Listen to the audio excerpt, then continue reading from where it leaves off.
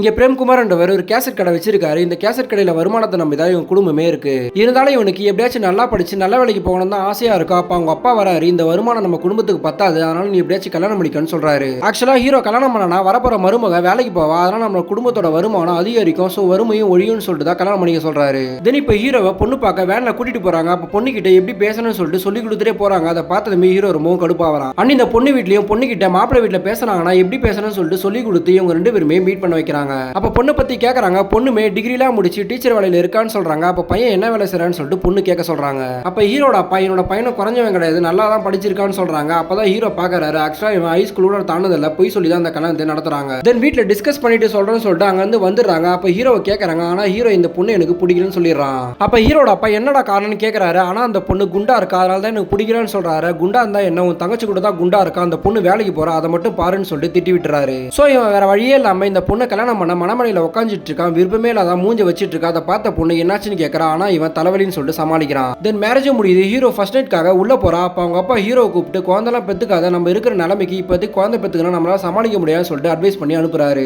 ஆக்சுவலா ஹீரோவை இந்த பொண்ணை பிடிக்காம தான் இந்த கல்யாணமே பண்ணிக்கிறான். இதுல இது வேறையான்னு சொல்லிட்டு ஃபர்ஸ்ட் நைட் ரூமுக்குள்ள போறான். போனதுமே படுத்துக்கிறான். அதை பார்த்து இந்த பொண்ணுமே வேற வழி இல்லாம தூங்கிடுறா.